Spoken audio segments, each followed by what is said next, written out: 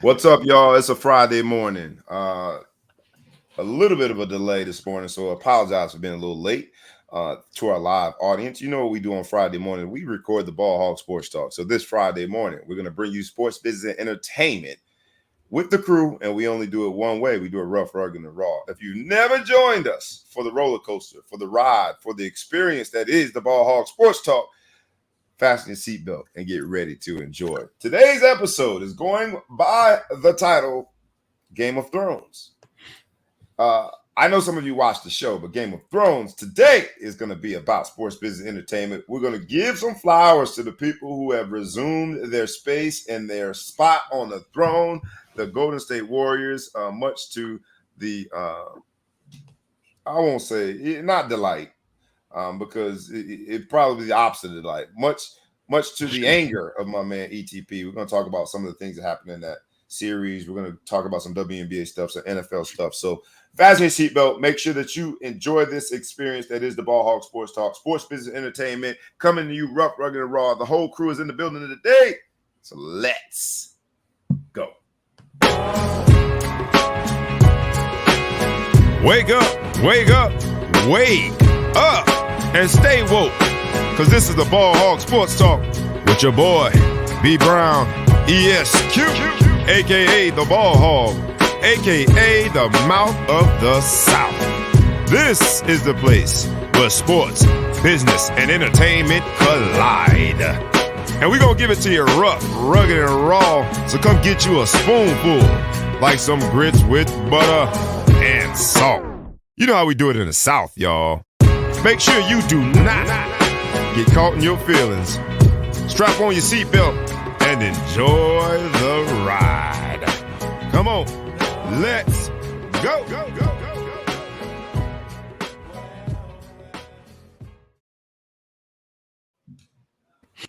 In the building, we're in the building. For those of you who are joining us on the live show this morning, I'm coming to you from the sunny South Florida beaches. That's right. I'm home at the crib, y'all. And normally I don't announce that, but I'm so excited to be down here. I feel as though because, you know, we down here and the weather is right, and we had a NBA Finals decided last night.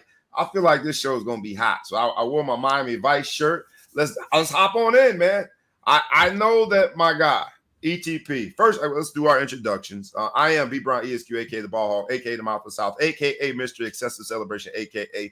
Barazy. Here with the crew, starting off with my man, the Big Flow Show, coming from the Central Time Zone. What's good? What's good? What's good?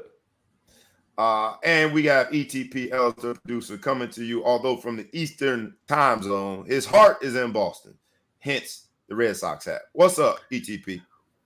Hey, man. Happy baseball season. It's baseball season. Yeah, you still claim Boston, but I know there's a couple of Celtics hats that you probably could have wore today. It's baseball season, I said. You're right. It's fishing season, actually. It's fishing season. You sure? That's where like bass fishing to be. You guys held on for a while. You held on for a while. But as my man, first of all, thank you to everyone who is joining us. We'd be remiss if we didn't start with please like, please comment, please share, tag a friend, tag a foe, tag anybody that you know, and please subscribe to the YouTube channel and to the podcast. It will cost you nothing. I mean, absolutely nothing to share this video. So please do. But our first live audience response today says Boston folded. Now, you're wearing the Boston hat. Your heart is in Boston. On this episode of Game of Thrones, we're going to talk about it. Is it more that Steph, Clay, Draymond, Wiggins, and the entire Golden State Warriors team, was it more them stepping up and doing what they needed to do? Or is it the case that a young Jason Tatum, a young Jaylen Brown, a young coach, and Wnba, I can't say his last name, Udoke? Is it that they folded? Because those are two very different narratives. And why don't we start there? Was it more that Golden State did what they needed to do, resume their spot on the throne, their rightful spot on the throne in this Game of Thrones? Or was it simply that the inexperience finally caught up with Boston, whether it be through their head coach not making the right adjustments, whether it be through Jason Tatum not being able to get himself out of slumps? Jaylen Brown not showing up in moments where you thought that he would. Marcus Smart even getting silly fouls. The experience seemed to come out a little bit in Game 6. What would you give more credit to? Is it Golden State or did Boston lose it? So I am voting for a whole new reconfiguration of awarding the championship trophies and the rings, because I strongly believe that the Boston Celtics should have their 18th banner for beating themselves in the NBA Finals. Fair. I didn't know where you were going with that. Fair. Very fair. That was decent. That was very decent. I like where you set that up. So you think they beat themselves? You're going with that? They absolutely beat themselves. They were the better team, more athletic, better defenders, younger, faster. But the championship pedigree, obviously, will, if you've been there before, you can act like you've been there before. Tatum clearly, it's interesting watching how a team or players react to moving up a level to the NBA Finals, because they steamrolled through the playoffs. They've been professional athletes this whole time, and it just shows Tatum's performance, I think, shows the step up in pressure and spotlight of the NBA Finals, where you can be an elite athlete, but when you get onto that final stage, you really got to level up. And some people are designed for that, and some people have to grow into it, and some people just will never get it. Hopefully Tatum grows into it. Hopefully this is going to be a learning lesson for them, and they're going to take it as fuel in the off season while they're fishing and getting prepared for next season. But I'll give it to the Warriors. They know how to win, but it wasn't pretty, and they didn't go and take it. The Celtics gave it away. I mean, when we first started talking about this finals, after Game 1, it looked like it could have been a sweep, the way the Celtics were a well-oiled machine against this team. And then they just basically imploded and shut, ultimately it just shows that youth, wisdom beats youth as long as you can still move around the court. So, and there have been several visuals capturing the number of turnovers that Jason Tatum was accredited for. And that, while you want to be a stat patter, that's one of the stats. You ain't trying to fill that stat line. And if I'm led to believe, I gotta make sure I double check, but it seemed like almost 100 turnovers throughout the playoffs. Jason Tatum was responsible for it. Now, some of that could be misleading, right? And I say it's misleading. At least 80 of them are legit. I say misleading. I say misleading because if you're disproportionately the person with the ball on a team like that, he was ball dominant. Well, that's the problem. Obviously, he was ball dominant because he kept giving it up. And they do not have a point guard. And the third piece of this is a lot of the turnovers, I think, had to do with the others not stepping up and being others. In Game 6 last night, you look at the bench. You look at the bench comparison, it's embarrassing. And I think that, turnovers are not ideal, but at the same time, if you're trying to make things happen with a bunch of guys that ain't stepping up, turnovers are going to happen. And we saw that with Jason Tatum. Say again. 100 times? You don't learn from your mistakes? I mean, it sounds like he's kin to you, if you ask me. The way that you just kind of – if anybody be Jaylen Brown. I hope with Deuce and Thatch, you're that generous with them when they start turning the ball over. You don't have them outside the rain, putting shots up after the game, because that's a lot of turnovers, man. I don't know how many games it is, but that's a high average no matter how many. That is 100 over they played a series. 25 games, so it's four a game, which doesn't sound as crazy. It doesn't sound as crazy, but you would think some games you might have none, right? So he had to catch up. He had to play catch up sometimes because he had to have a couple games where it was just one turnover. So he had to hurry up and get 10 in a game just to make sure he hit that number. That's impressive. That's an interesting for those of you who are listening and not seeing the visual component of our taping. Walter Douglas, appreciate you. I appreciate everyone for tuning in this morning. But Walter Douglas, one of our live audience members, says Tatum needs to stop trying to be the next Kobe and be the best Tatum he can be. And I thought a lot of that sort of, I wore Kobe's jersey and he sent a text to Kobe. I thought it was kind of weird, but at the same time, everyone has their superstitions. Everyone has their beliefs. And if he connected with his inner Mamba, by all means. But that's an interesting take that Tatum needs to stop trying to be the next Kobe and be the best Tatum he can be. I didn't think that he was out of his element in terms of his role and trying to do too much. I don't think he tried to do enough. You don't think he tried to do enough? I don't know. I don't know. Maybe it's because he just disappeared. It seemed like it's a weird game. I think when you watch the Celtics, it's like someone's always trying to take over. Smart's trying to take over, then they disappear. It's like their chemistry is off on like who's supposed to do what. Like their roles keep changing during the game and they can't figure it out. Right. But you asked about who did they win or did they take away? I looked. After the first game, there was a blowout. I was like, you know what? In this playoffs, that doesn't mean nothing to me. It didn't faze me. I felt like it would go either way, and that blowout was not indicative of anything. I think that definitely the veteran crew that you have stepped up. Like if you look at Draymond, who got so much criticism for not being able to score, I think he was an amazing creator the last couple of games. He kind of went away from trying to shoot too much. So he didn't force where things weren't going well, but he was making some great passes, some great steals. He's doing a lot of great things on the court, despite the fact that he wasn't able to find the basket with the basketball. I think that Boston really needs to look and say like they didn't adjust. The refs weren't really calling a lot of fouls. No. If you look at it, every time Boston went to the hole, it was physical as hell, and it was a turnover. But like you have to. That's where you can become vets, right? You got to realize this isn't the game. The refs aren't calling anything. They're letting them play. Stop driving to the hoop so much because you're turning the ball over like every third time you drive to the hoop. They're stripping the ball, and it's a quick, fast break the other way. You got to figure something else out, and I just don't think that they did. And I think that Golden State, even Golden State, they only shot like I think 6 free throws, maybe 8 free throws for the whole game, and they were at 2 free throws until the middle of the fourth quarter. They had only shot 2 free throws. But somehow they made it work with open shots. The refs let them play, but even that, the adjusting to the refereeing and understanding that the closer that you get to the ultimate crowning moment, the referees want to be out of the way.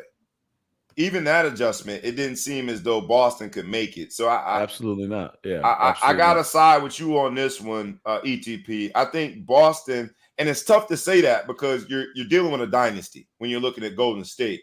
But I felt on paper and the momentum that Boston had, they were the team to beat at that moment in the playoffs. And it was indicative of that old saying is that you want to get hot at the right time. Boston was hot at the right time. And in game one, it felt as though Golden State, because they are older, Golden State, because they are a little more complacent. They've already tasted it.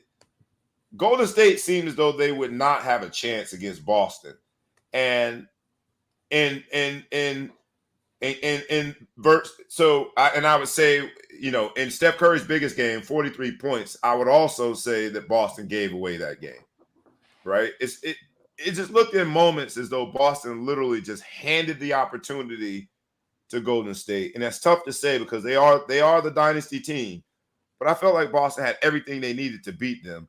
It didn't deliver. It didn't deliver in crucial moments. And if you want to be on that throne, to be a NBA champion, a world champion, the best of all the world, that's the difference when it comes to basketball and other sports. Right? Now, NHL and MLB are international, but a lot less so international in basketball. When you win this championship, you're the best in the world. You can't give up moments if you want to be on the top of that throne. And I think, unfortunately, Boston looked young. They looked like a young, inexperienced team in the biggest moments. And here you got it where Steph and crew have their 4th championship.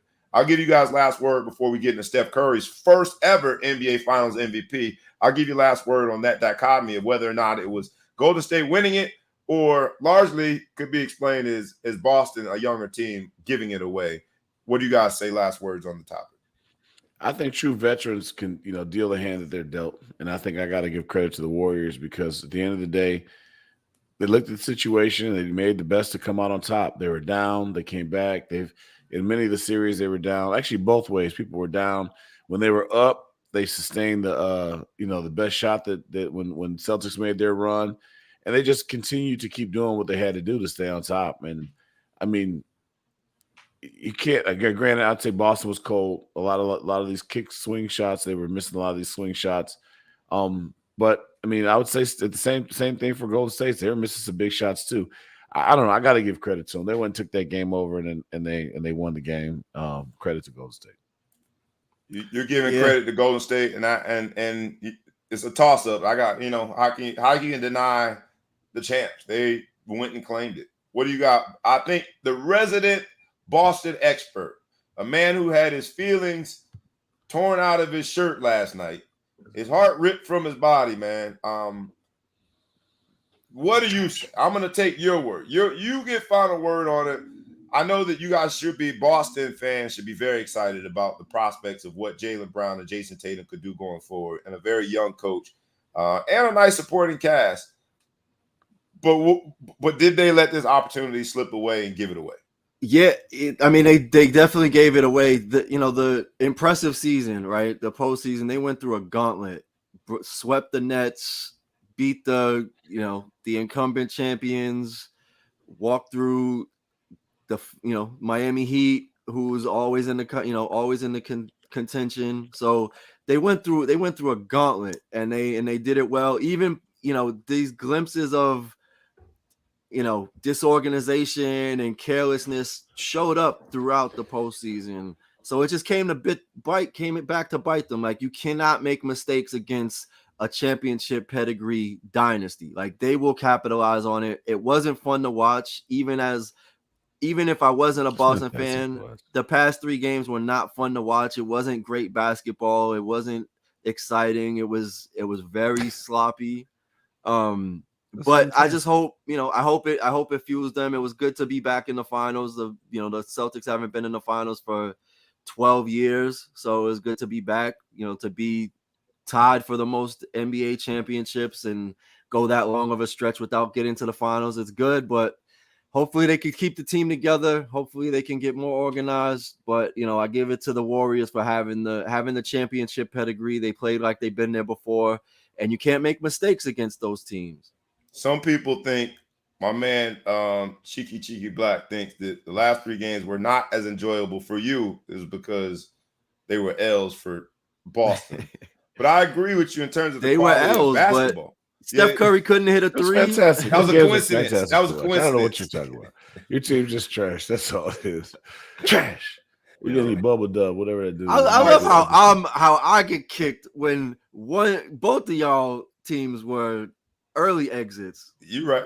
Hey, I can't. You guys are coming back from the fishing trip while we go into the. Well, we got a bubble chip in the last 3 years. LeBron got in one. You guys started your season training already. I picked the Celtics to go on vacation. Championship when the playoffs started. I picked them to make it and get beat. So I'm Nostradamus. So I'm very excited. The fact that I picked it perfect. Well, Nostradamus. Let's get into some topics that we Nostradamus. Since you Nostradamus, let's get into some topics that we can argue about. I'm sorry, debate about. Cheeky Black. Now I got Cheeky Black. For those of you who are listening and not watching, I gotta add this because I want to make sure that we let everybody know that sometimes our faithful contributors and participants and supporters and our audience members, sometimes, man, we got to drug test them because he says Pelicans are coming. You've been saying Pelicans are coming since the Pelicans came to the league. Hey, Pelicans ain't going nowhere. Nowhere. They did pretty good without their best player. If Zion's get out of here, man. Not damaged goods. That's a LeBron big coming, if. man. What y'all just stop, man. LeBron. That's a big if Zion isn't LeBron's damaged goods. What'd you say? You said if Zion is not damaged goods. That's a big if. We are waiting on that if to see if he's not damaged goods. But let's stick to the finals. He's gonna sign a contract with the Steelers. He's gonna play D tackle. He's just gonna come off the edge. He's gonna be a 3 technique. Listen, I'm gonna go. I gotta go into this now, man, because now we can argue a little bit. I had to make sure that I was considerate of my boy Boston the hurt that he had last night is real. I can't stand when people come at me too quickly when the wound is still fresh. So I had to be easy. But now that we got that out of the way, we got to hop into some conversations that could be a little controversial. The first one is this. And I got a text from one of our loyal supporters that said, I'm going to read it word for word. My phone at. I'll paraphrase it. It basically said, I concede Andrew Wiggins is a superstar. No, you didn't. I got a text from somebody. Look.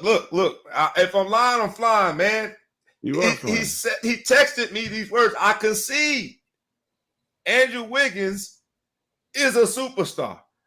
And I don't like to say I told you so, because you know what I mean? Y'all my boys, y'all my colleagues. We built this thing like produce the text. We built this city. Look, he's on here. Yeah. I'm not lying. He said the guy did not say that. I'm reading. I don't know where you went to college, but that does not say what you said. So he said, "Here it comes," because he knows it's coming. I ain't gonna call nobody out by name. So if he wants to volunteer, with Andrew Wiggins' pops, Andrew Wiggins' father texted you. Hey, I ain't gonna snitch. I ain't no snitch. Like look, there it is. I conceded. Hold on, I'm gonna put it up there. I conceded.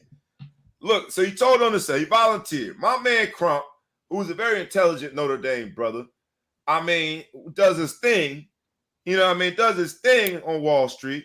I mean, the brother is a sharp brother. And he conceded. Now he's watering it down now because we got people watching now. So he said he's a hold star. on. So did you say Wiggins? Let's stop because I feel like we're being evidence. Hold on. So Andre, you gotta clarify. So you conceded and say he was a star, which means before you said he was just very good, or he's a superstar to you. We gotta go ahead. You got what is it in you? While we waiting on his answer, what is it in you? You say he's a star. I say he's a star. Does Golden State win that series without Andrew Wiggins? Absolutely not. Absolutely not. All right, cool. Now, if that's the case, if he was that pivotal to winning this championship, that in itself doesn't make him a superstar because there's some role players. I would argue that at least in this series, Gary Payton II was also a pivotal reason why. Absolutely. Right? What does he need to do to go to superstar status?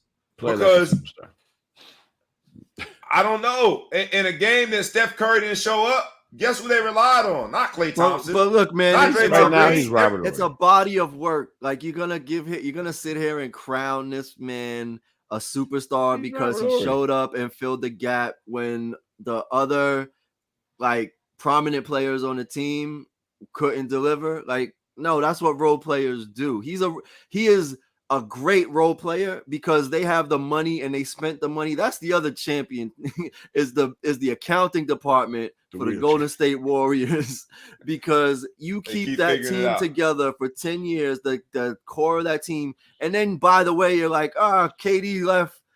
Cool. We'll get a supporting cast member that was rookie of the year that makes 30 million a year. And when the core team can't deliver, he'll show up. So it's body second? Of work. All right, so we Klay don't Thompson. No, I'm gonna say this though. Who is in your mind, if we had a vote, there's 11 media members that get the vote for the finals MVP. We all agree that Steph Curry in his first finals MVP earned that finals MVP, and he was just I think he was determined last night to make sure that he solidified that. But if we're voting, who's second? Wiggins. So he'd be in the same company as Andre Iguodala. Right. Which is how I'll give you that. Andre Iguodala a superstar? Is he Andre Iguodala is not a superstar now. At one point he was. He was never a superstar. Andre Iguodala early in his career wasn't a superstar? You don't think so? For the 76ers, I'm speaking for you. You don't think so? When he played for the 76ers, he's absolutely a superstar. Andre Iguodala was a superstar. But even if you don't agree there, the team wasn't as good, but he was. Andre Iguodala down there. Huh? Is that your boy? Andre Iguodala is a superstar now? He is not now. He has passed his superstardom. Season has passed in his life.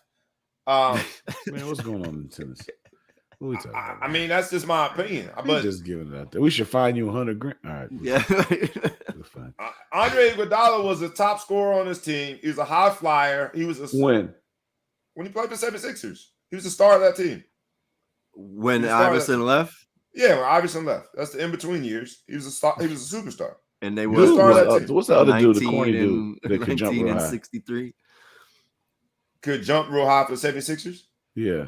He's a commentator now. He's real corny. Real corny. There's a lot of them. I mean, because Klay Thompson said, what did he say last night? G. Willikers or something like that. Holy cannoli. Holy cannoli. Like, if this has to be the nerdiest. That's the most embarrassing thing. The Celtics got beat by a player that says holy cannoli. Holy cannoli. Walter Douglas, who is also, he's a real basketball player, man. So I respect this opinion. It is true. It's not important Wiggins is a superstar. It's important him to be a team player. And team players in Golden State always has to bring things down to earth when they're having a good topic of discussion. Yeah, but but to be fair, I wanted to make sure I was fair. That indeed, that's not the end all be all. But the reason I bring it back here to the Ball Hog Sports Talk, because in this place where sports, business, and entertainment collide, where we do it rough, rugged, and raw, where we have the crew, where my man Big Flo Show and ETP come at me and say, not even say, they give me these facial expressions and laugh. They laugh at the notion that Andrew Wiggins, a number one pick in the NBA, I almost said WNBA, a number one pick in the NBA, a man who has led his team in scoring while having Karl Anthony Towns on that team in Minnesota, a man that is always going to guard 1 through 5, always score when they need to score. They laughed at me when I said the man was a superstar. That's the only reason we bring it back to the table. But I digress, man. I don't know if we and we have gone back and forth. For those of you who don't have the privilege of seeing some of our back and forth exchanges, we've gone back and forth trying to create a metric of what a superstar is. And I don't know what it is, but I know I know that Andrew Wiggins doesn't. Whatever's in that gumbo. You know that math doesn't math. That's what I know. Andrew Wiggins is a part of that. He got the gumbo. He got everything in his gumbo. He a superstar. But I will have to say this: Tatum, I had him in that category, and I have to take him out of it. Why would you take him out? If Tatum's not a superstar, Andrew Wiggins ain't coming off the bench in the superstar. I got you there, but Tatum is a come on, man. Look, he needs another series. I don't know. You're allowed to have a bad series. Wiggins looked better than Tatum in this. In the finals, but how are you gonna revoke his superstar status because he folded in the finals? He got a 10-game suspension. Last night in a deciding game, an elimination game, Tatum had 13 points. On 6 for 18 from the field with 5 turnovers. For me, you ain't shooting the ball enough. If you were gonna really try to unleash, that's what somebody was saying earlier. I would say quit trying to be like Kobe. I say he didn't try to do enough. That's the way I look. That's why I said that. Like, I don't feel like he was out there trying to. Like, man, sometimes I want to see you try to force that just to try to win. Put it on your back. I don't feel like he tried to put the team on his back. That's what threw me off. Yeah, I don't think so either. I think Jason Tatum last night was deferring a bit, and in an elimination game, you can't. He hit some big shots at the end of the first half and got hot. But to me, conventional wisdom says if your team is based on these two megastars, I'll give both of them superstar plus status from just based on what they did this year. Just based on what they did this year, I'm giving both of them mega star status. I think the future of the NBA is all roads have to go through Boston. Simple and plain. They're going to have to go through Boston. That team is going to be quite a team for years to come. But if that's going to be what your team is based on, Jason Tatum can't just rely on 18 shots because – percentage-wise, it's not horrible, but 6 for 18, I think you got to take more shots. You got to take more shots. 33%? 33% from the field. It's not 40%. Great, but I'm okay with 33% if you're shooting 25 shots, 30 shots. I mean, I think that was the most telling thing. Like, you can have a bad series, but in the second half of a closeout game, he didn't have, the team in general just didn't have that desperation and that sense of urgency and that fight in them, led by Tatum not having it And that's the piece that hopefully, it's a case study in sports psychology, right? Like you have to have the mentality to fight and go like leave it all on the court. And they didn't do that. And now he could have ran another game back because he didn't go hard enough. That's the thing. Like they did not. How many turnovers did he have in that last game? He had 5 last night. Because I think some of the shots didn't get up because when he was going to land, they were just taking his cookies, man. So, I mean, they had some really stupid turnovers that were predictable and repeatable, like cross court passes that were just getting picked off. I don't know. They just didn't have. I don't know. They lack a leader or something. I don't know what it was, man. Well, we're gonna get into that next. But before we do, I'm gonna ask the audience, and please let me know in the comment section. And Tatum did only have 2 points in the second half. Thank you, Crump. That's unacceptable. His status is suspended. So, and the reason I'm saying it's unacceptable because I really want people to pile on to Jason Tatum today and see how he responds. Because imagine if LeBron, shall I say, came up short in the second half of an elimination game and only scored 2 points. We wouldn't be talking about anything else today.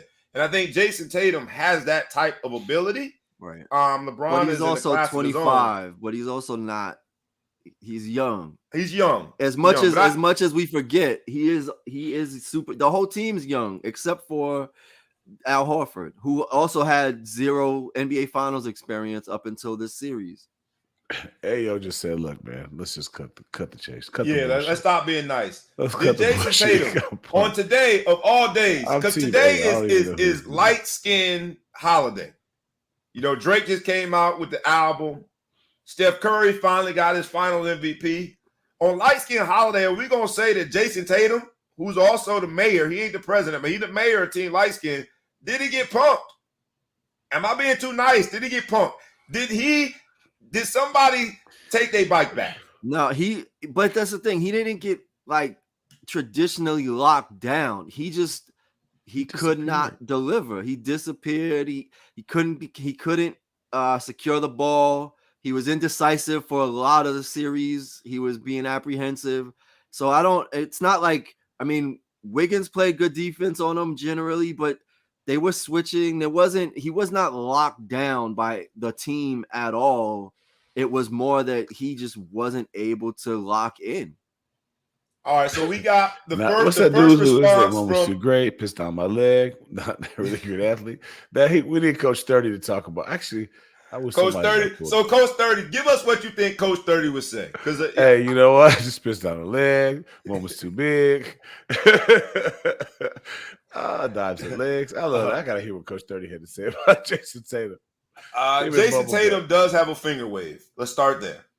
That's a finger wave. Baby hair thing. What's that all about? That's a finger wave. That's a finger wave in 2022. That's a finger wave. That's the early years. It's not it's bangs. He got bangs. So if you're gonna have bangs, you gotta do those are bangs. And is that what those are? Those are bangs. You got bangs. You got men bangs. They are low-key bangs. What's worse, men bangs or a man bun? Which one is worse? You said men bangs or what? A man bun. One of them little things they do. I gotta go with bangs. I gotta go with man bangs because nobody has that.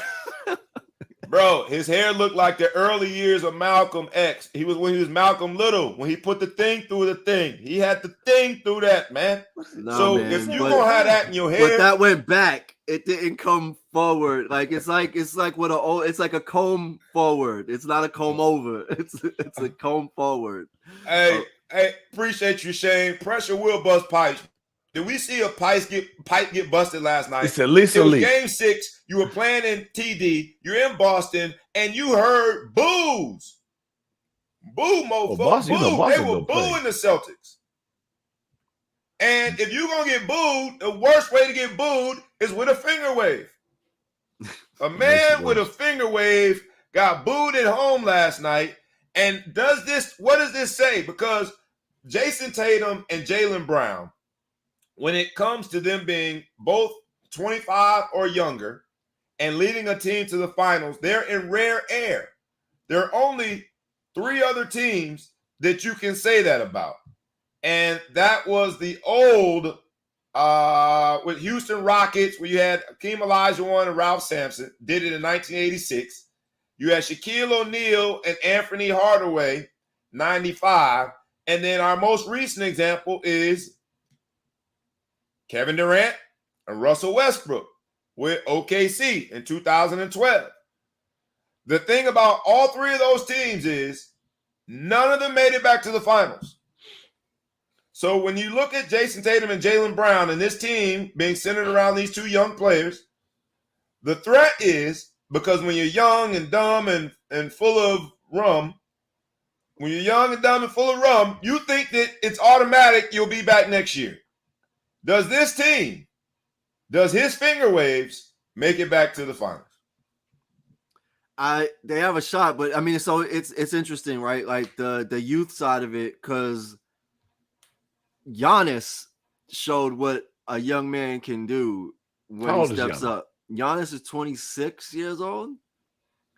I don't 27, know. maybe 27 now. But he don't, like, when they won the championship, he put the team on his back. He scored 40 plus back-to-back games. He made it happen. So that shows you what's possible regardless of your age. That being said, Chris Middleton is ultimately the reason that the Celtics played in the finals. Him not playing in that series, in my opinion, is the reason why the Celtics didn't make it, or the Celtics were able to advance to the conference finals and into the finals. So if the Bucks can, retool and get everybody back healthy, who knows what Miami can do. It's not going to be easy to come out of the East for a good while.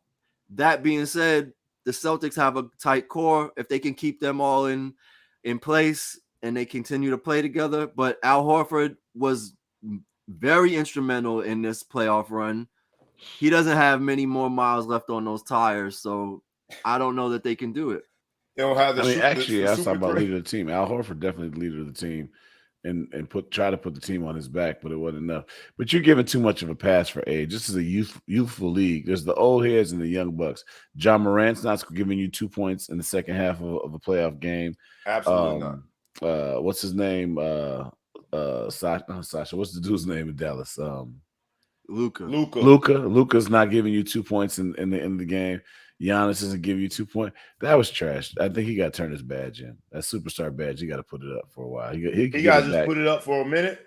I mean, like you ground your child, because we talk about young people. You ground your kid from a cell phone. It's under review. It's under review. You got to get it back. But right now he's not living up to the cell phone. You know what I mean? He's not showing he's old enough for a cell phone. So I'm taking your cell phone away from you right now. Tatum. Until you at least cut your bangs, dude. Where are your bangs these days? Cut your bangs, son. Have some drip about you. You know what I'm saying? Get yourself together, man. Kobe never wore no bangs. Kobe never had bangs. My man got bangs. Man, whose man's is this, and why he got these bangs hanging out? I'm gonna go ahead and I'm still look, man. Jason Tatum, they're not in that position without Jason Tatum, and I saw him take some major shots throughout the playoffs and make some big shots. I like what he was able to do throughout this playoff run. Game 6 was not his finest hour. I thought that being at home with an elimination hanging over your head, if you're going to celebrate your connection and relationship with Kobe Bryant, Kobe Bean Bryant, Black Mamba, if you're going to celebrate that connection and relationship with him, you can't go dark in moments like that. Because that's when Kobe Bean Bryant, the Mamba himself, was in straight up attack mode. 2 points in the second half last night is tough to watch, but I think that's the pressure that Golden State puts on you, because they've been there, and it seems as though just when you got a run, right? They come out in the third quarter, they got a little bit of a run, and effortlessly, one of their cast members, the Golden State Warriors cast members, is going to bang. They're going to bang a shot. They're going to make a shot. They're going to make a defensive play. And it just kept happening, answering those runs. But at one point last night, I think the run was 27-0, 21-0? Was it that bad? It was bad. 27-2, I think. 27, like That's when I need Jason Tatum to get out of body. Forget the fact, whatever he need to do. At least. Maybe he need to just throw his bangs back. Whatever you got to do it. You can't allow your team. Headband to cover that up. Don't wear a headband because Klay Thompson and his what did he say? Holy camole? G Willikers. Holy cannoli. Jeepers Creepers, I think he said. That's the like NBA we in. There's a superstar, a member of a dynasty, a man who's living the life that we all want to live. And he said on national television, holy cannoli. Maybe he's got an Italian bakery that he's opening up. That's the NBA we're a part of. Holy cannoli. He's looking for that NIL deal. Right this black man just say holy cannoli. It's eligibility, but he feels like he left out. He missed out of college, so he wants to NIL deal. He set light-skinned brothers back at least a decade with holy cannoli. That's the we'll be back. We will be back. Holy cannoli. Everybody looking like, what did you just say? I don't even know what that was an answer to. I'm home. And I'm home in Florida. And literally, it was like the DJ scratched the record. Everyone was like, what did he just say? Even the Boston fans were like, holy cannoli. What are we doing here? Did that man just say? All right, but we got to get into two final topics, man. Mount Rushmore discussion. Here we go. Because Steph Curry finally has his finals MVP. At this point, he's got 4 championships. At this point, he's been 2-time league MVP. He has led the NBA in scoring 2 times. Where does Steph Curry sit on the Mount Rushmore of point guards? They say maybe it's too early to have this conversation. I don't care. Where does Steph Curry sit on the Mount Rushmore of point guards? Because at some point, we got to start opening our eyes to any time we use points, right? We're talking points in the Michael Jordan discussion, and somehow, some way, which it should, Kareem Abdul-Jabbar comes up. If we're talking championships and it's an MJ conversation, we're talking championships, you better believe Bill Russell, as it should, his name's going to come up. But as an MJ guy, as one of the disciples that defends the greatness, the throne in which MJ sits, the GOAT throne, as someone who defends it, I know my go-to. My go-to is always, yeah, but MJ changed the game. If we're going to be honest with ourselves, at this point, Steph Curry's got the championships, he's got the individual accolades, and oh, by the way, Steph Curry changed the game. I love Magic Johnson, and he made it a little more sizzle, but we saw that already. We had players that did that. We had players with sizzle. We had big guards. While I love Magic Johnson never changed the game. So let me stop you for a second.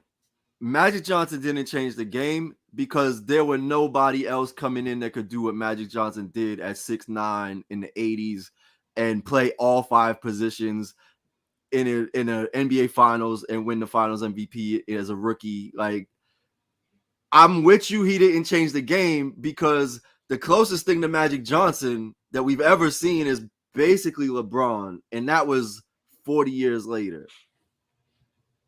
But Magic, like, I just want to make sure Magic doesn't get devalued in this conversation.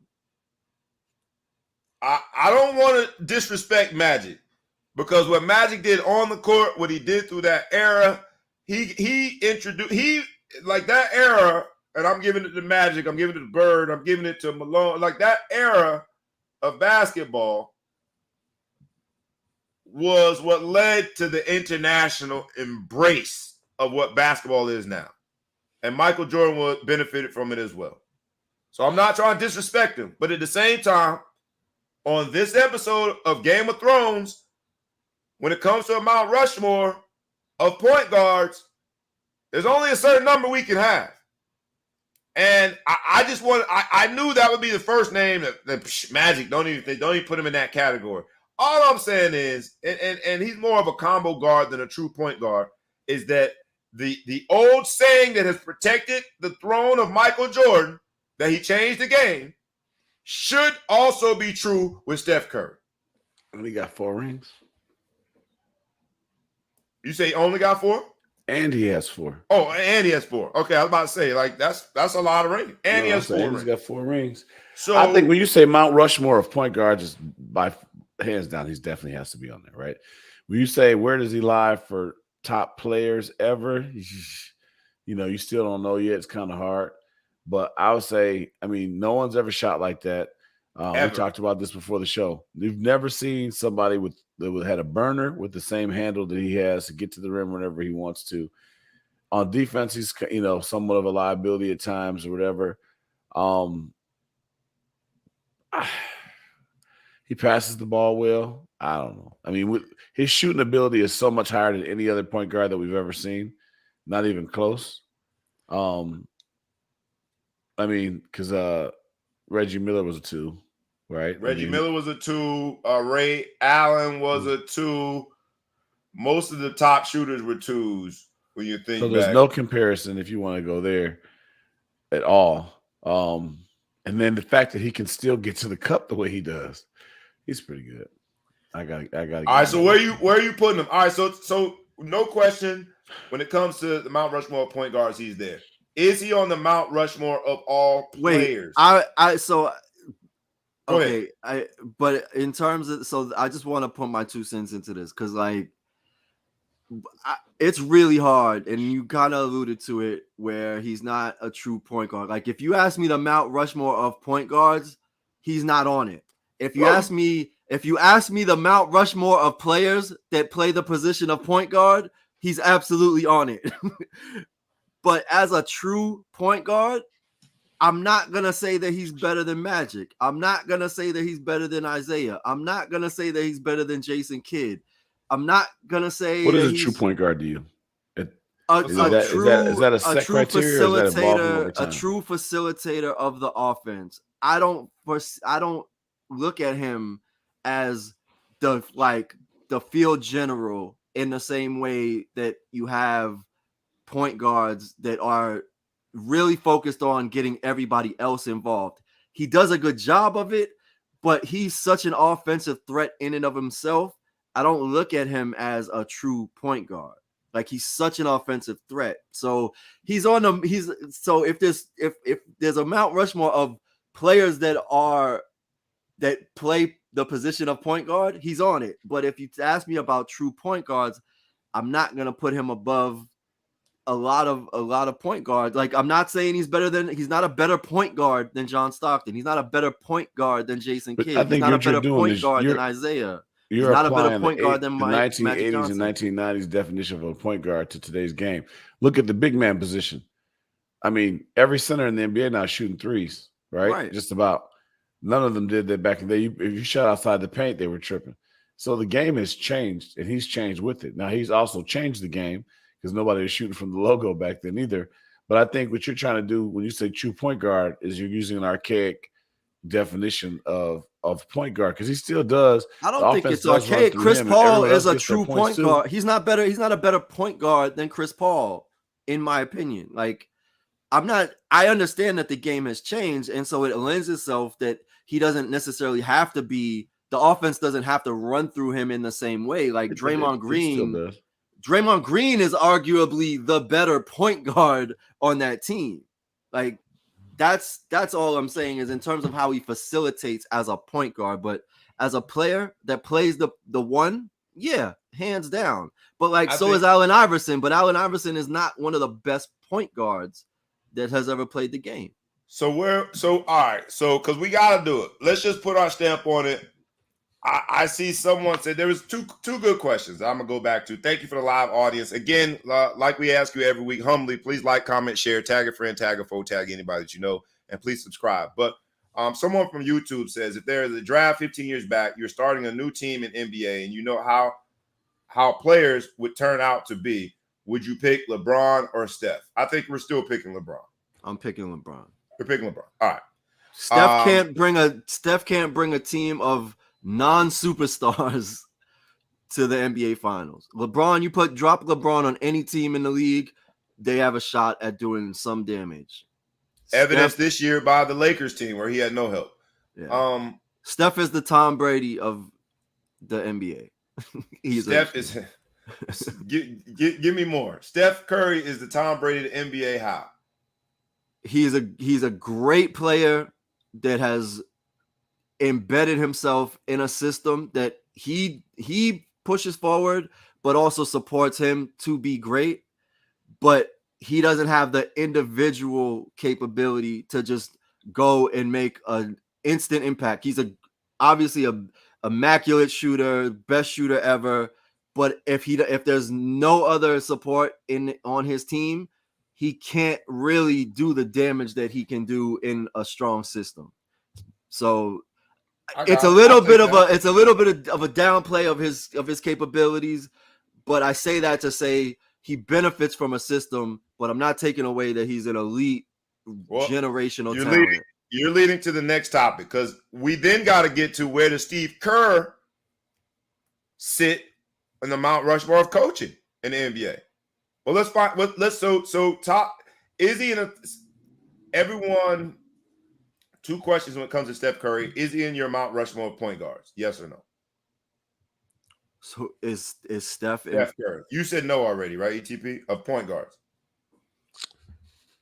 Yeah, he's Mount Rushmore for me. I'm not going to get stuck to the definition that I see where he's coming from with his definition of being a facilitator. But at the end of the day, he plays the one, and he's one of the best players ever. He plays the one differently than other people. They win championships the way he plays the one. So the way what's his name plays the one, they never make it to the championship. Chris Paul. You only get 4 spots. And who are your other 3? Who are the other 3 on the Mount Rushmore? That's tough, because you know what I'm going to do? I'm going to go back to the people that play the traditional way. The game has changed, Flo. The game has changed. I'm not going to like the way it goes. So... for me, so I'm not gonna answer that. And no, Magic is on there for me. Oscar Robertson is on there for me. And then it's tough. I love Isaiah, man. You know, whenever someone says that, they're about to say something disparaging about Isaiah, whoever they talk. I love Isaiah, but you only get 4. I don't know who I'm getting to the point where CP3 would be up there, but he doesn't have any championships, man. So who would you say? Magic? Who was the 3rd? Steph is on there for me. Right. Who's your last? And then I want to say CP3 because of his longevity. Because of you look at his impact on any team. The big challenge with CP3 is championships, man. Which is why I think ultimately his last year, he's just going to figure out who the best team is and join them. Get a chip. He just needs 1. Not going to happen. Not going to happen. Unfortunately. You know, I love exactly. Respectfully, but nah, I can't. And I feel like he's everybody's redhead stepchild, man. Everybody puts the kibosh on Isaiah talk. But Isaiah was a bad man, bro. He was a bad man. But he didn't change the game like Steph did for me. I'll give you guys last word on it, but then we got to turn to Steve Kerr. Where does Steve Kerr sit when it comes to the Mount Rushmore of coaches? Because now this is Steve Kerr's 4th championship. Over the last 8 years, they've been in the finals 6 of the last 8 years. He took a team that had the worst record in basketball, largely predicated on injuries, 2 years ago, and progressively got better. They lost in the play-in game last year. He took players like Jordan Poole, who no one gave a shot, Andrew Wiggins, who people thought, why would they go do that? He took those players and made sure they produced. Gary Payton II. His first Steve Kerr, man, contract. You think about adjustments. There's a stat out there when it comes to bounce back games. A Steve Kerr-led team almost always bounces back and wins in the playoffs. And I'm saying almost because I don't have the actual statistic in front of me, but he's the king of adjustments. He has kept that nucleus together. Draymond Green at times throughout this series looked as though he shouldn't be on anyone's AAU team. let alone being in NBA Finals on a dynasty. But he's gotten the best out of Draymond Green and somehow was able to get the best out of him even in Game 6 last night. Steve Kerr, when it comes to the Mount Rushmore of coaching, I think is officially in the conversation. Mark Jackson, yes, he assembled those guys. Mark Jackson gave us the blueprint and said that this is going to be the best backcourt in the NBA. He did all of that. But Mark Jackson couldn't get him across the finish line. He needed more time, granted. But where does Steve Kerr fall? Your quick response, man, before we get into a few more topics and get out of here for the day. What do you guys think? Steve Kerr, Mount Rushmore but you of definitely got to put him up there. I think he learned a lot from Phil Jackson. If you think of the similarities between the teams, I would say Draymond in some ways loosely reminds you of Rodman for the fact that he's fiery and gets texts, and you got to kind of manage him a little bit, but you still had to let him be himself. He's found a great way to do that where, you know, other than the great 73-9 meltdown, you know, they've pretty much been able to capitalize on stuff without Draymond really hurting them with his antics. You know, he managed KD when he came in there, even though that only lasted the 2 years, but he was able, or was it 3 years and then he got hurt? 2 years and he got hurt in the third year, but managed that KD situation and let him come in there and do it. Obviously, Steph has a lot to do with that. This year, again, Wiggins, who, you know, a lot of people kind of brushed off, levitated his game to make him, get him a chance to be an all-star. I got to give him credit for that. And I just think his systems weren't working. It got damaged for 2 years, you know, and I got to give something to the GM too. Damaged for 2 years, where a lot of people would have folded and crumbled and things would happen. Nope. They waited. They stayed the course, waited for their man to get healthy, and boom, right back at the championship. So really, I got to give him a lot of credit, man. I got to put our guy, man, our research guy, P, on blast, because he said, we talked about, I'm assuming I'm looking at it now. I'm assuming he was talking about the point guard discussion. He put Stockton in there. Oh, here we go. Every time we talk about point guard, some white guy want to bring up John Stockton. You better got your mind. John Stockton is not on my Mount Rushmore of point guards. John Stockton's best thing in life is that he played with Karl Malone. John Stockton's not on my Mount Rushmore of Karl Malone's best stat is that he played with John Stockton. He played with John Stockton. I got it backwards. Yeah. John Stockton does not make my Mount Rushmore of point guards. Sorry to interrupt. So you got Steve Kerr up there. You're giving him his due respect now. ETP, I know it's painful right now only because it happened last night, but I got to at least put you on Front Street here and ask, where does Steve Kerr rank when it comes to the Mount Rushmore of NBA coaches? You got Popovich, and I'm not just active coaches, all time. To me, you got Popovich, and you got who else are you putting on there? I just want to. So the thing with Steve Pat Kerr, Riley is on there for me. I mean, are we skipping over the best coach ever? Who? My four would be Phil Jackson. Phil Jackson. You already said Phil though. Okay, I said, man, Phil's. You said Phil Jackson already. I'm trying to think of who else. You said Phil Jackson, Red Auerbach, Pat Riley, and Greg Popovich. And Steve Kerr comes from the tree of Phil Jackson and Greg Popovich. He's not going to dethrone either one of those ever.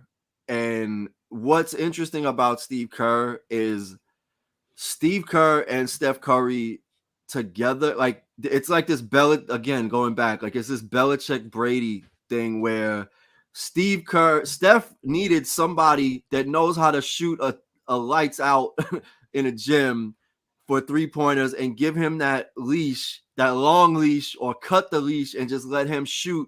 Because you remember early years, Steph would be shooting from outside the gym, and even Steve Kerr was covering his eyes like, what are you doing? But he gave him that freedom where nobody was.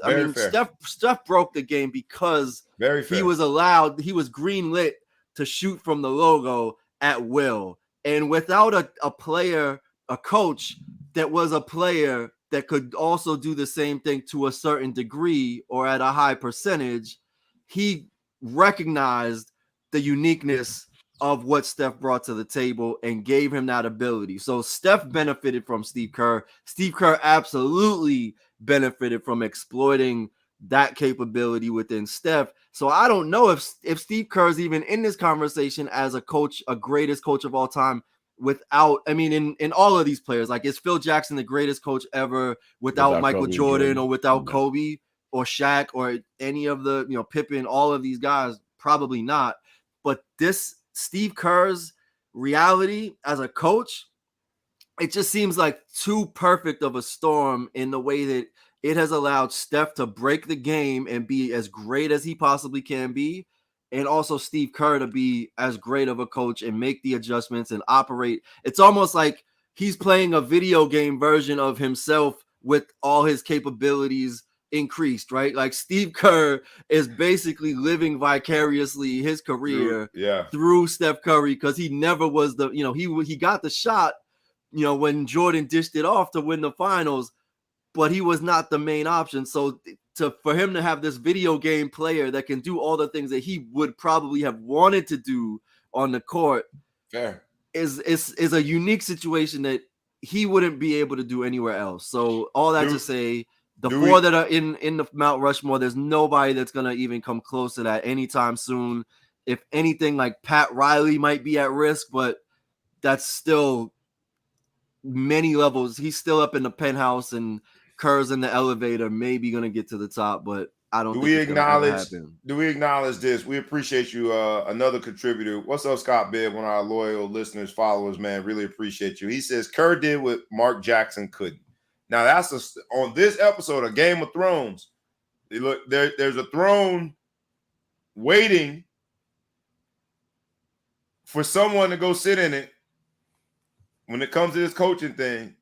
Is that a true statement? Kerr did what Mark Jackson couldn't. Now, Mark Jackson obviously didn't have that extra year or two when it looked like we were ready to win. But look, he had the Splash Brothers.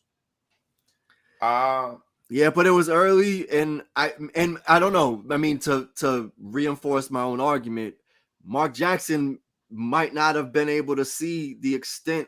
He said these are the best shooters, the best backcourt ever in basketball, or whatever his statement was. But I don't think he could even fathom it. He wasn't a shooter like that. He was not. So I don't know. Nah, he was what you call an old school point guard. And what you call him? Yeah. Because that's that old school stuff. Let's go to some of the WNBA stuff, man. Great conversation. We'll see if Jason Tatum and Jaylen Brown can bounce back.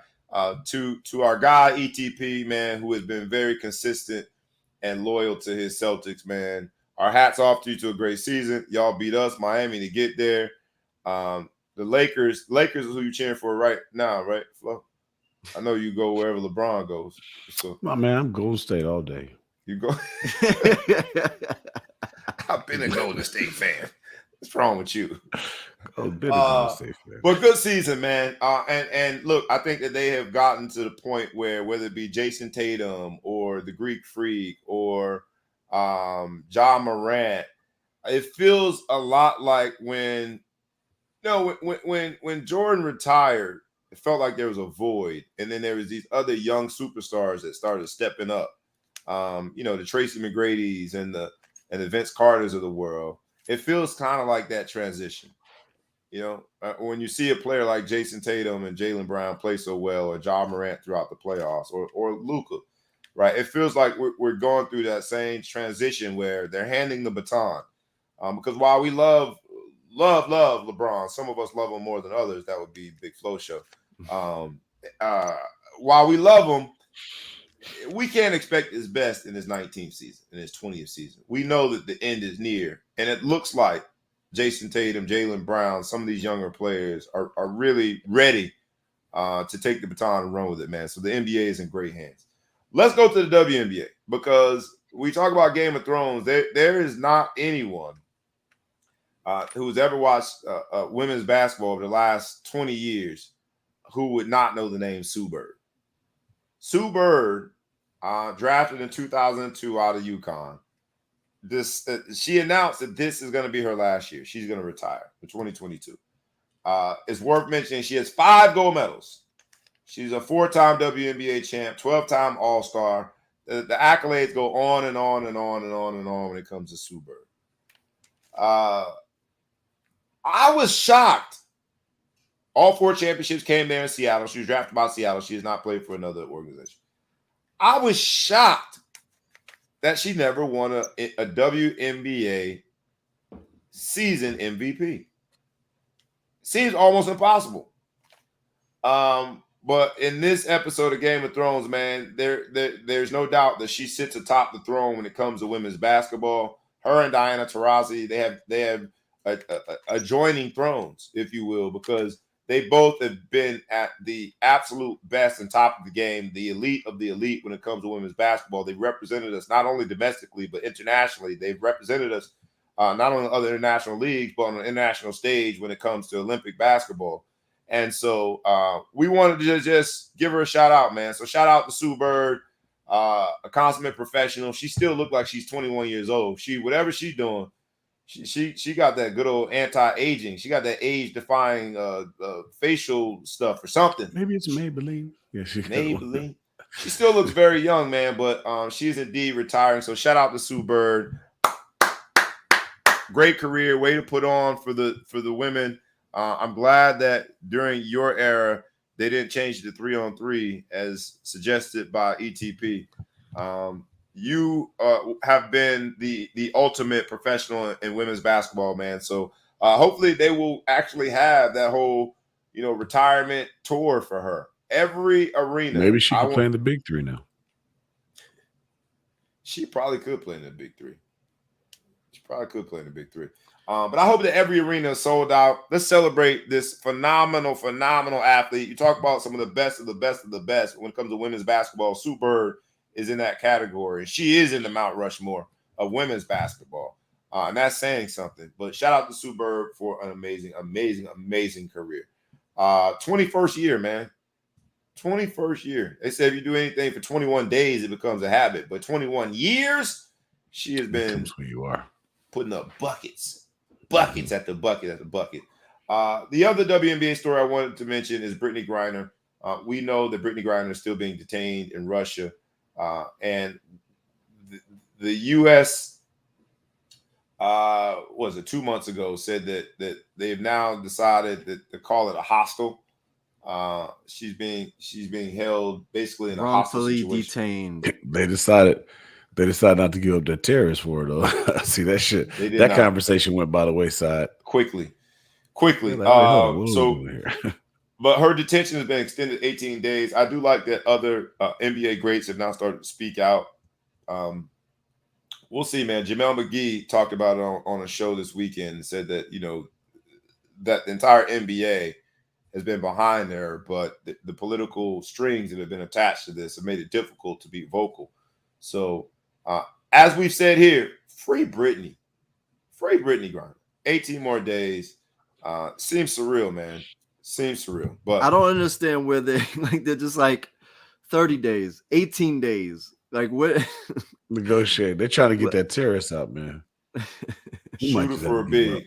Literally someone who populated the terroristic world with arms for someone who got allegedly caught. The more that this detention brews and continues, and they try to maneuver around how to communicate what she did, the more that happens, the more I'm starting to wonder if she ever even had any hashish cartridges.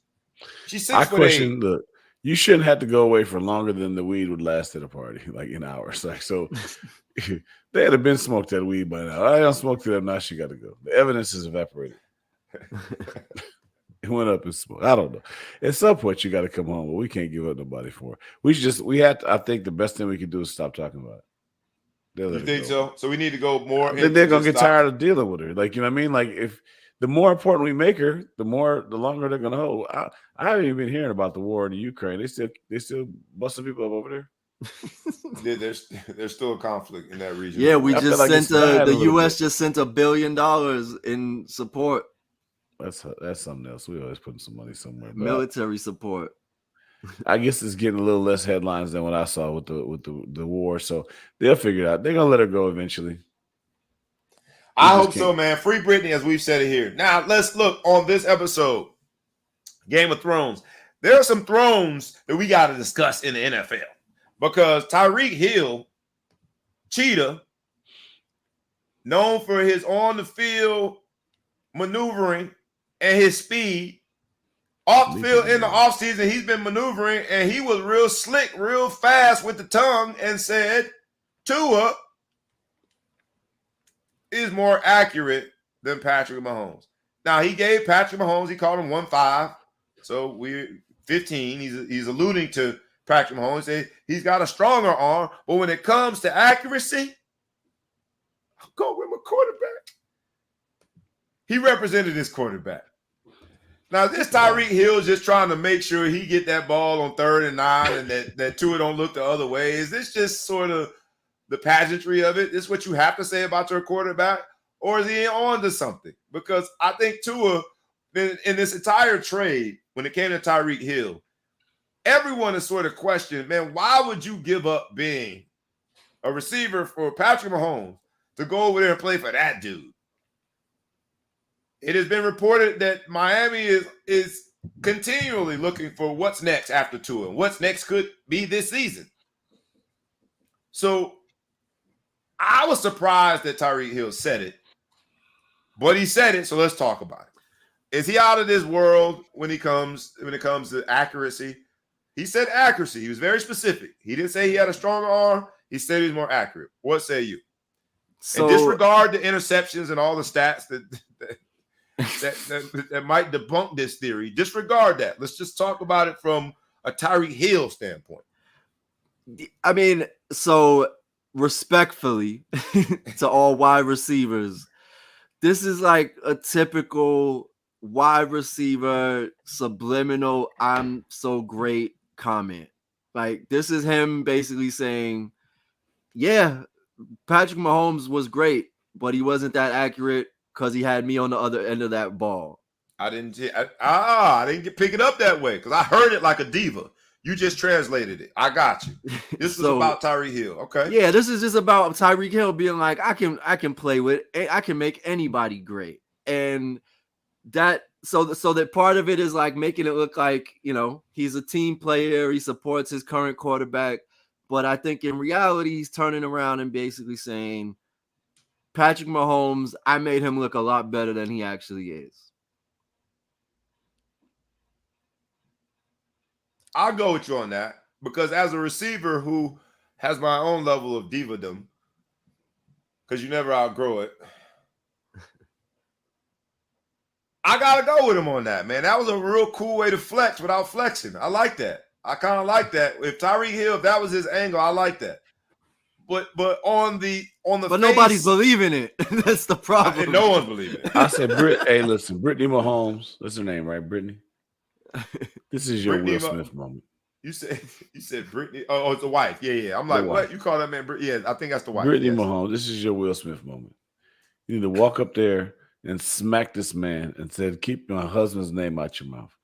I don't understand. Like, why? This my thing is why you don't need to tear down Mahomes to build up your boy Tua. Just talk about how good Tua is. Why you got to compare him back to this? What are we trying to prove here? Why are you so upset? Why are you so mad? Huh? You got a Super Bowl ring. What you so upset about? Huh? I don't get it.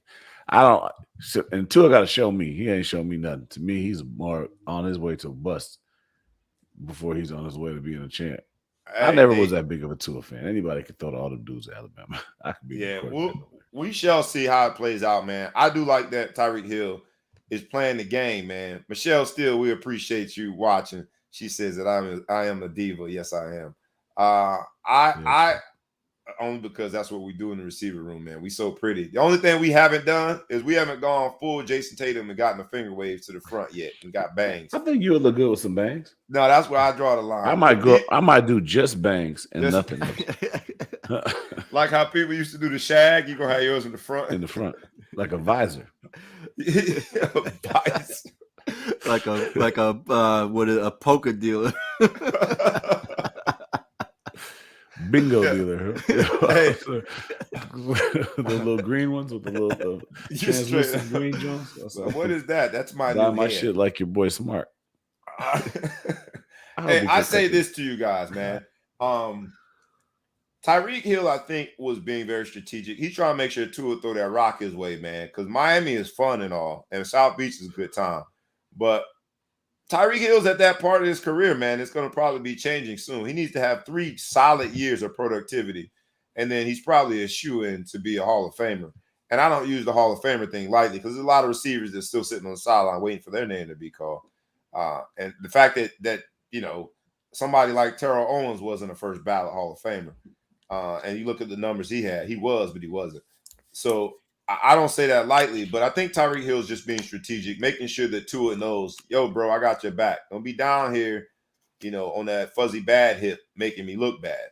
But Tyreek Hill has had productivity with other quarterbacks, not just Patrick Mahomes, Alex Smith being one of them. So, we'll see how it plays out. I like that Tyreek Hill standing up for his quarterback, even if he's smoking that good stuff. Pass the peyote, bro. But Tyreek Hill, I gotta let you know, man. Tua is not more anything than Patrick Mahomes. Pick something accurate, taller, whatever. Pick any quarterback category you want, and Tua is at best second behind Patrick Mahomes. The other NFL story I want to talk about, because this is the Game of Thrones episode, is there's a throne down there in Baltimore. There's a man by the name of Lamar Jackson, who for some reason, his throne doesn't seem to be quite ready. For some reason, they haven't broke him off yet. For some reason, it seems like the negotiations have stalled before they started. For some reason, because the money is funny, because the negotiations have not really ensued, Lamar Jackson could potentially hold out. This was supposed to be the year. Now, we know he's losing Hollywood Brown, but this was supposed to be the year that Lamar Jackson took all of that momentum over the first few seasons and capitalized. Are we seeing the beginning of an end when it comes to what's a dysfunctional marriage, Lamar Jackson and the Baltimore Ravens? Because anybody else with that type of productivity in the quarterback room, they get the deal signed. Anybody else, especially when it comes to quarterback, this thing's done. It's over with. You're in a division where Deshaun Watson just got paid, despite all of the lawsuits. He got paid despite the lawsuits. You're in a division where Burrow has been crowned as the next great. People have essentially given him a middle name of Tom Brady already. You're in a division where even the backup is being highly coveted in Cleveland, Baker Mayfield, and potential trade talks with Carolina has taken center stage. You're in a division where even in Pittsburgh, they went and got the heir apparent, so the quarterback is being discussed in Pittsburgh too with their rookie quarterback. And the person who you would think has the most prestigious quarterback name in the division is the only one that seems to be an afterthought. Are the Ravens about to embark on a civil war such that Lamar Jackson never reaches his full potential in Baltimore? And if so, it's a tragedy, but it looks as though that's where we're headed because they ain't paid the man yet. What do you guys think?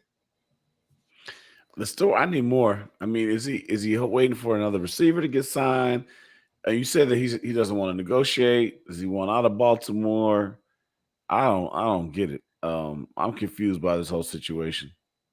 It seems as though he didn't want to start the conversations yet. But if I'm Baltimore, you're gonna have to ignore me every day. Look, we all get the telemarketer calls on a daily basis. We all get that one guy that wants to invest in this new stock who calls us from 8 different freaking numbers. We get bothered on a daily basis, and the upside is a lot less than the upside of making sure that you got your franchise quarterback locked and loaded for the foreseeable future. He's your guy. Let's go with him. The Ravens shouldn't take no for an answer when it comes to having that negotiation. The Ravens should be knocking on his door every single day with contract talks, calling that phone like them telemarketers and being aggressive. Like, no, we got to talk about this. We're going to make sure that you get paid handsomely, and you've earned it. And so let's talk about what you've earned. And I know that he's his own agent or his mom's his agent, and so people have been saying that the traditional process doesn't necessarily bode well for this specific example because of how his business team is situated. But it is what it is. Even if I got to call mama 1,800 times, I got to lock you in, Lamar, because you are our franchise. Well, I mean, it's an interesting challenge, right? Like, as the organization, do you do the full court press, yes, which could ultimately get him to go the other way, right? Like, if you're stressing him, is he restricted? I don't know what the deal terms is. So this is year 4 for him. This is his third year. He's contractually obligated to this year, I believe. But they're looking for an extension. So which people get all the time. Right. And when I say people, I mean people in all positions, but especially your quarterback. Right. If that's your franchise quarterback, you lock him in. But how do you? Because he's talking about a holdout. You have to. That means he's restricted. You don't hold out if you're a true free agent. Right. Fair. What free agent? He's not a free agent this year. Right. No, what I'm saying is I was asking, like, is this a contract? Like, is he a free agent or whatever? But the fact that he's talking about holdout, which means he's under contract. I don't even think he didn't even have the restricted free agent tag yet. He's contracted through the 2022-2023 season. Oh, and they're trying to sign the extension before that contract expires, so that they are not left with nothing. But I guess the question, so B, like, you're basically saying they can't take no for an answer. But I guess I'm just trying to ask the question, like, for you to have the face of your franchise, a superstar athlete, the core of your team, star quarterback, MVP, how much do you push? Because we all know that the common situation is he holds all the cards. So if you push him too far, he could say, you ruined the negotiation because I told you I wasn't ready to talk about it. Nah, man, look. And this is why Scott Bibb says they'll franchise him with the quickness next year.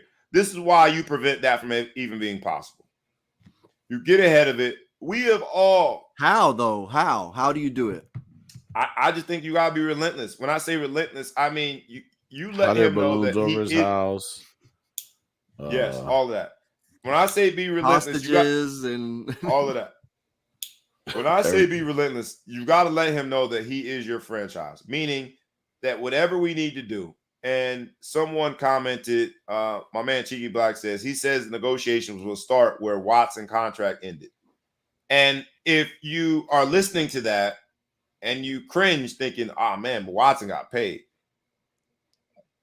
I get it. In my division, they have said that a quarterback that is a dual threat, a quarterback that athletically is second to none, a quarterback that can win, and in this case, even more so Lamar Jackson than Deshaun Watson, is worth X. Right, but that's the thing. Like, the reality right now is he could ask for whatever he wants. He could ask for a guaranteed $300 million for 10 years or 7, whatever. He could ask for anything, and they probably at this point in time would probably give it to him. But he just won't even ask for anything. He won't even have the conversation. He's waiting on other people to get some second. That's the piece that I don't understand. Like, he is in complete control of the situation. There's no question. We've like all the been there, entire organization is designed around him.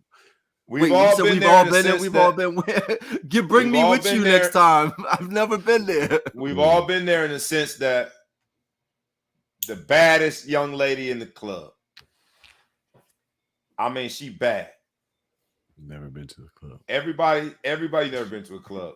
They would have let me in. Dude, dry snitch. The baddest young lady in the club. Everybody shooting their shots at her, but you just like, you know what? I'm gonna take my shot. And with that particular interaction, you might have to be more relentless. You might have to say if you might have to take a few no's. You might have to come back the next week and be like, yo, I know you told me no last week, but can I buy you a drink? You can't just court her like you did just the average woman. She at that point has all the leverage because every man in the club wants to talk to her. Yet you still gonna shoot your shot, and you gotta do it relentlessly, acknowledging that the stakes have changed. They need to shoot their shot. The stakes have changed. He has played his way into being in the Deshaun Watson-like contract category. Right, but if you've already basically said, we'll give you anything you want, let's start the negotiation at anything you want. and the response is, yeah, let me get back to you on that. What do you do? Like, what do you do? Look, I said that one time in the club, man. She was bad. Bro. I said, I'll buy any drink you want. I couldn't afford Top Shelf. I couldn't afford it. So you're saying Baltimore needs to buy him a drink? Buy him several drinks. Go Top Shelf. If you got to go borrow money from your friends, I went and borrowed money from my friends. Like, hey, man, let me have a little few dollars, man. I'm about to go buy me one of these top. I'm about to get it. But it's no secret that they are willing to give him anything he wants. Like, it's not. There's nobody. He doesn't know how much he wants yet because he's waiting to see what other people make. He said he wants to start at Watson because Watson is the most recent. But let somebody else get some bread. He's going to start there. He ain't playing no games. He's not playing with these people. He's going to let you know, I ain't playing with you people, man. He plays a danger's style of football. Well, that's the thing. He better hope his good fortune. He needs to get paid his money right now. He making that bet as if he's gonna get so much more money next, later in this negotiation. The risk is high. So Lamar, all right. So let's flip. Who's his agent? Rosenhaus? Himself. His mom and his mom. Yeah, that's decent. Let's turn the table. You're Lamar Jackson. They come to you. They're willing to give you anything. Do you ensue in the contract negotiations right now and take the money, or do you take the risk and play it off? Because the truth of the matter is, if he has another year like he had last year, he might be able to change the dynamics of what quarterbacks get paid. Listen, so high risk, high reward. Would you take the money now? But look, all right. If I would give him the benefit of the doubt, if not for an accused serial sexual harasser. Be careful. You're talking about my quarterback. Stop talking about my quarterback. Accused being given over $200 million of guaranteed money. Like, guaranteed money. We're not talking about these old NFL contracts. So, given that we now know the landscape looks like that, him signing a deal today versus signing a deal in 6 months or 8 months, what is it going to change? 20 million? And he could be making 300 million regardless. Like, and whatever else he wants, he can have whatever he wants. The difference between what he could have right now and what nobody's going to come along between now and the end of next season and sign a quarterback for $1 billion. It's just not going to happen. So take the opportunity now. We're just going to faint. $1 billion to play. All right. I'll give you that, man. Or just be like, I want 50% of the franchise right now. Like, make an offer. Like, break bread. They would entertain any proposal that he put. They would entertain it. He might not get it, but they would entertain anything he puts on the table. Anything. Look, Lamar Jackson is from Broward County, baby. Broward County, Pompano. I'm representing. I pay that man his money. I think sarcastically, facetiously said that one of these days a quarterback gonna get paid $1 billion, or someone gonna get paid $1 billion. It might happen one day though. Worth saying, because sports, business, and entertainment collide here at the Ball Hog Sports Talk. Worth stating that Tiger Woods became the second active billionaire shortly after LeBron. Tiger Woods is now a billionaire as well. And that's pretty impressive because that's after the re-up. That's after getting divorced. Yeah, after the stock split, he had to take that L. he had to build back. He hit him with a stock split. I didn't have that, homie. Except this wasn't a good. It didn't split in the good way. It split the other way. The bad way. 1 for 2. Like, what you got on my half, homie? I need half. So we shall see. But shout out to Tiger Woods becoming the second active billionaire athlete. Worth mentioning since sports, business, and entertainment collide. 2 last topics, man. We'll go NFL first. Jack Del Rio is a little lighter in his pockets to the tune of $100,000. we talked about his statement calling the January 6th insurrection the dust up and being what we called last week a little insensitive, or he didn't read the room by making that statement. And oh, by the way, like, why even talk about it? But whatever, because he did talk about his $100,000 less heavy, a little lighter in the pockets, less green in the pockets, $100,000 to the tune of $100,000, which Ed Reed, for some reason, commented and said that was not enough. And I think Big Flo Show, you might disagree with that. Because you were looking at the $100,000 like, wait a minute, you get $100,000 for just making that statement. Do we think that this was a fair penalty? Did they go too far? Is it too punitive? $100,000 for calling something a dust up and being a little insensitive to, I guess, the political nature, or what is a little racially sensitive with this particular topic? Kind of, but not really. Kind of not really. A dust up. He underemphasized something where the general society wasn't as much the victim. The country was the victim. Ironically, the people who are calling it dust up claim to be the most patriotic people. I completely disagree for him to call it dust up. People lost their lives. They basically stormed our capital and tried to take over our government. It's not a dust up. But listen, we haven't fined you. We're thinking about it. Ian haven't fined you for saying Wiggins is a superstar. That's just a stupid opinion. To say that it's a dust up can cost you 100 racks. 100 racks because I said it was a dust up. Don't interview me anymore. He needs to go out there and pull straight up beast mode and say, I'm just here so I don't get fined. You can say that and get $100,000 fine for saying it's a dust up. That's amazing to me. Are we at that point in this country? 100 racks for that? Yeah, I'm with you. The fining is weird. I think the issue with it is he drew a parallel to the riots and the uprisings around police brutality and the killing of George Floyd and all of that, which the two are not related, right? Like, one is built out of rage and frustration from a group of people that feel powerless in a reality, those being the people that were upset about police brutality and the murder of an innocent civilian, connected to a group of people that were, for joking or not, were motivated to overthrow the entire government. Absolutely. That being said, say whatever you want. But I get it. You are in a position of celebrity. You have a platform. But I guess I don't. It is weird. Like, I don't even really understand what the violation. Like, what did they characterize the violation to be for the? I think it was Ron Rivera. I think it was internal decision by Ron Rivera. The coach could fine you. I don't think it was they fine you. Like, if you're late to a meeting, they can fine you. Every team has their own penalty system.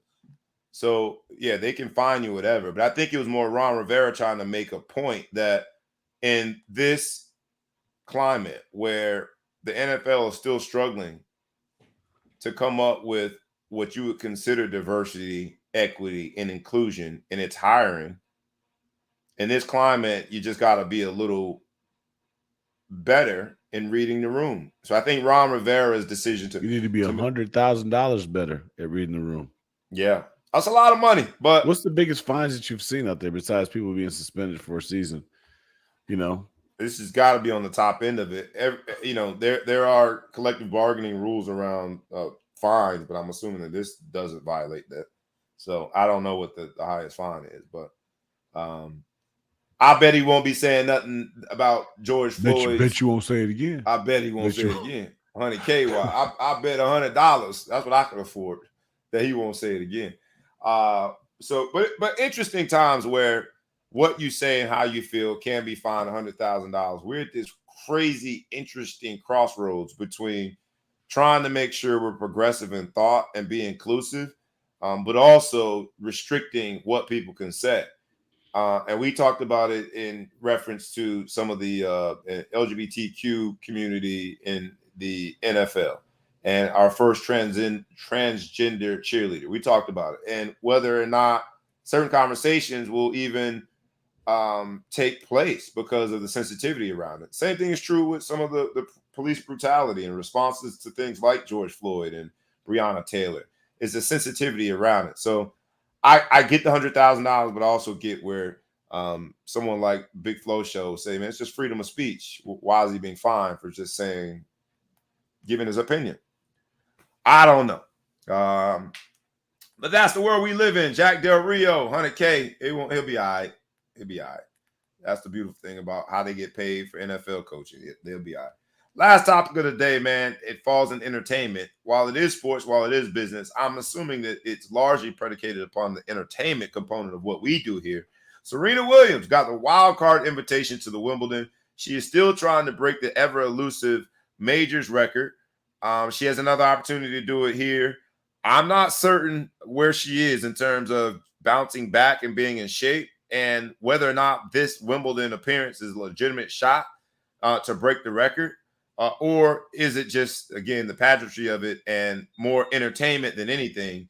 Because Serena Williams, while playing, is going to command eyeballs. Viewership will go up while Serena Williams is playing. She is the Tiger Woods of tennis. When she is playing, people watch. Just like when Tiger is playing, people watch. Do you think this is a legitimate shot for Serena finally to break the record? Or are we just going to see a very shell of herself form of Serena in Wimbledon? I hope she's healthy. Like I don't know. We don't know, right? We haven't seen her play. One thing I will say is, I mean, you had the number one tennis player in the world just retired, so she's not competing. So the field in general, there's just seems to be the field is more open in terms of her being able to really take control. You know, Coco Gauff is on the uprise and she's, you know, moving up quickly, but she's still young. So it's open season. I think it really just comes down to how healthy Serena is. I don't think that she's going to be, I don't think she would play, because I thought she wasn't going to play until the US Open. That would be kind of her last go at it. But if she's, you know, willing to jump into Wimbledon, I have to imagine that she's in good shape enough that she thinks that she can do some damage. I don't necessarily think that she'll win, but it's, you know, she's done it enough. She's been there enough. And if she feels ready to play, I don't count her out. Anytime she's going to step on a court, you got to give her a shot. Is it break the record or bust at this point? What else are you playing for? She's it. Undoubtedly, unarguably the best tennis player to ever play the game. What are you playing at this point? Is it break the record or bust? Yeah, that's it.